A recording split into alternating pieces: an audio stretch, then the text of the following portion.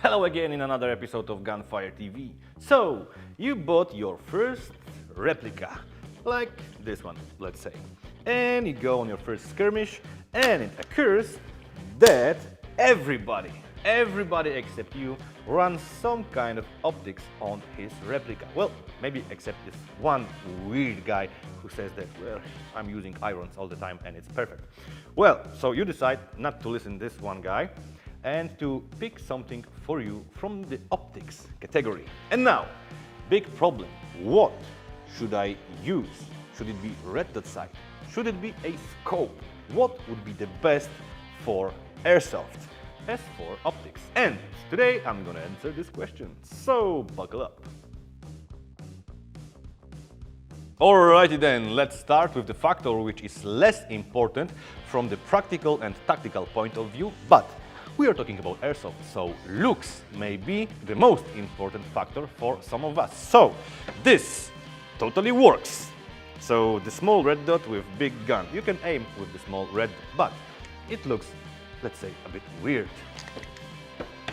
Also, this set will work. We've got a scope, we can aim with a scope, but it looks ridiculously with this short carbine.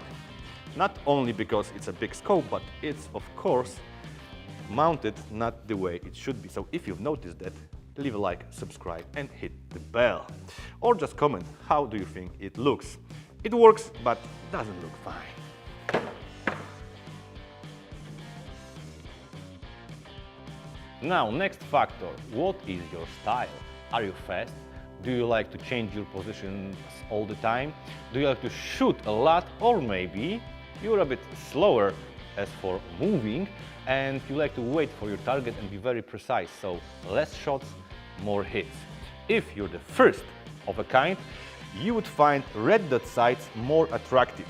They do not have any magnification, but you can use both your eyes open while aiming, and acquiring this target, especially if it's moving, it's much easier than with a scope, especially magnified, or with irons, of course. Now, if you like sniper rifles, especially those which shoot once and then you need to reload them, maybe a scope with magnification may be a choice for you, because then you can be totally precise while aiming.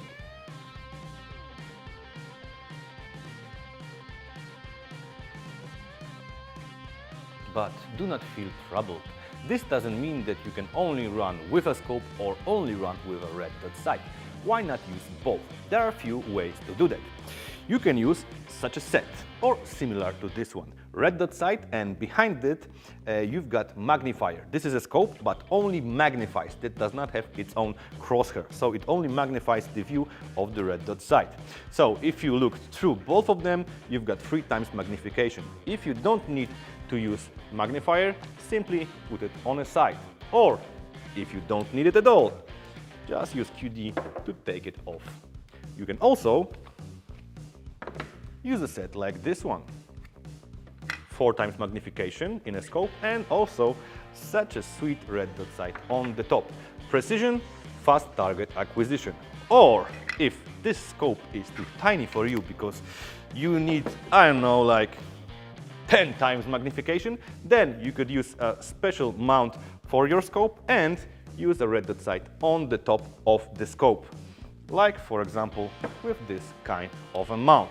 Now, important news for you. There are also mounts which are on the side of your replica, so then the red dot sight would be in this kind of an angle. Now, this works perfectly with firearms, but with a replica, if you turn it 45 degrees or more on a side, the BBs will change their direction because there's a hop-up inside.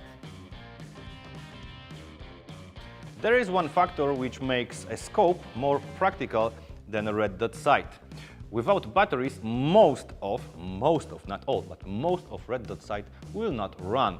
Now, the scope runs all the time, you don't need battery to see the crosshair, but if it has an illuminated crosshair, it also is very good and very able to work during the dark conditions or in night. Now, you can find yourself somewhere in the middle of this system. So all you need to have is a scope with one-time magnification and or more, like this buckler here. With one-time magnification, you can totally use both of your eyes open and see the target. And you can change your target very rapidly. Of course, it's not as easy to find the view through the scope as through the red dot sight, but still, then you can go on a 8-time magnification or less, and then your shots will be more precise. And with illuminated crosshair, you can also work during the night.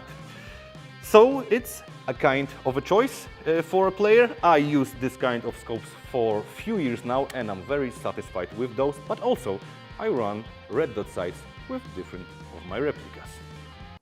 Like those two bad boys. Now, this one is for CQB.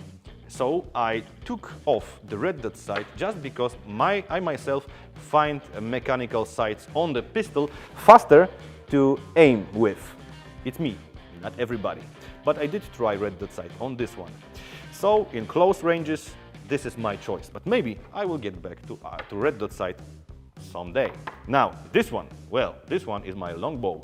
The internal barrel ends somewhere in here, so it shoots very far and very accurate.